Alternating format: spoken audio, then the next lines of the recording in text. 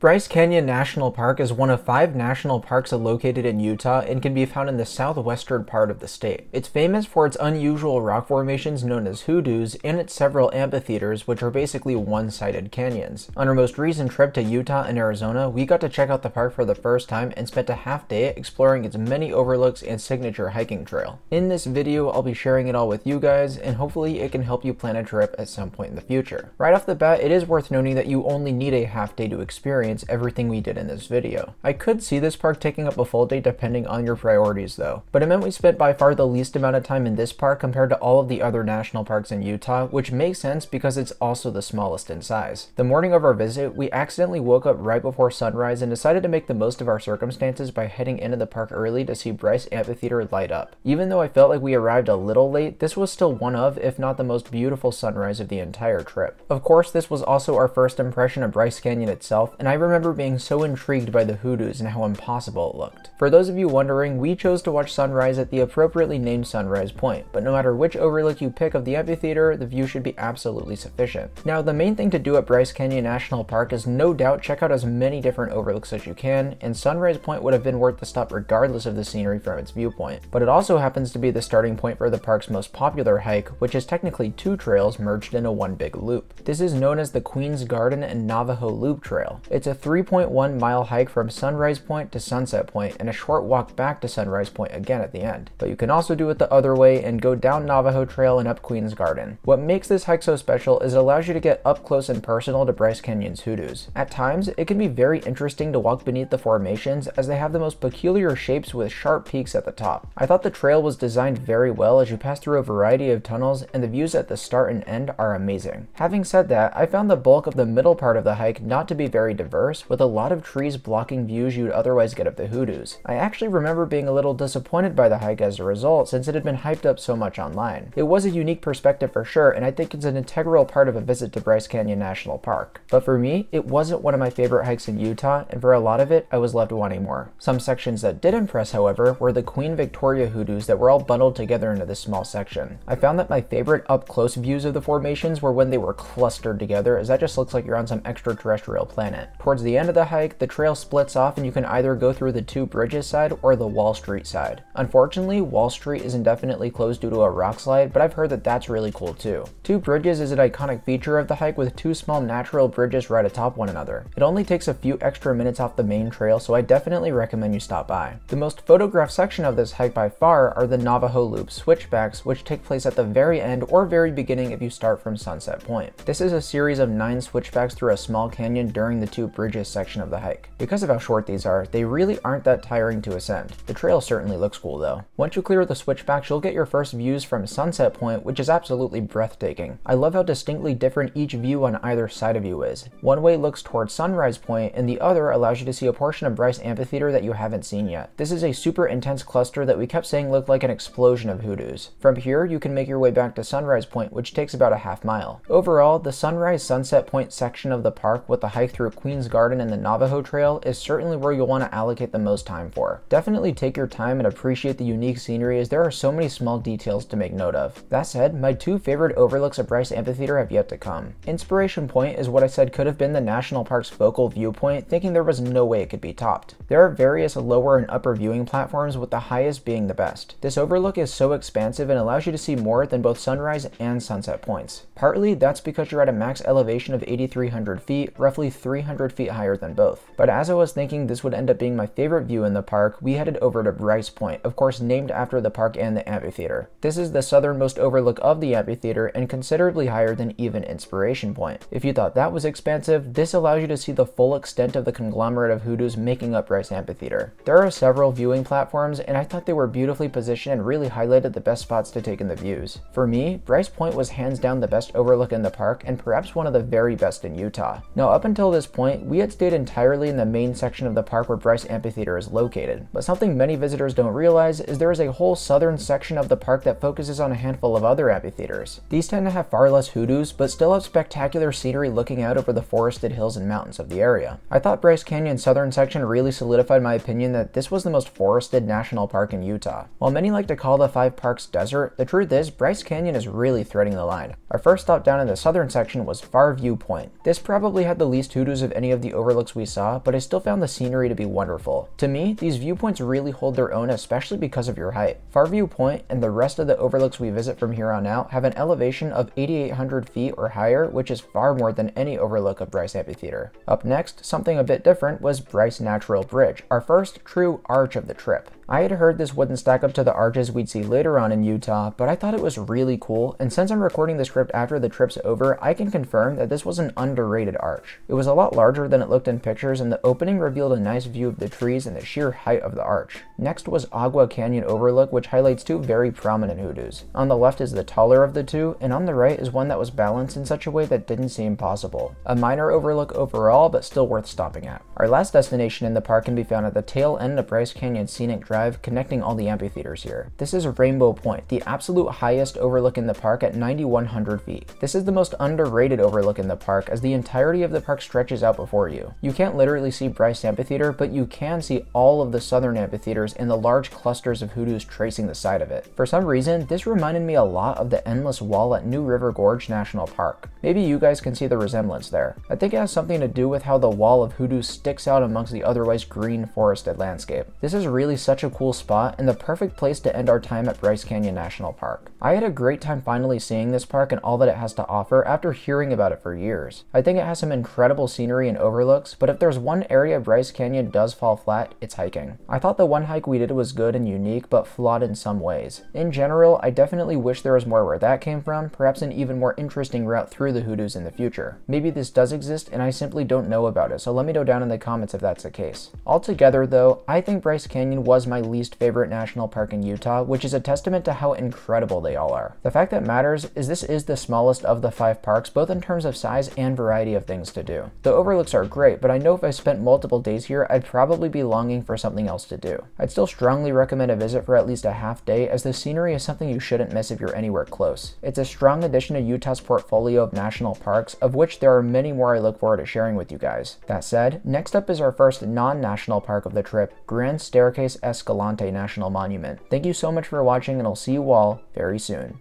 Bye guys.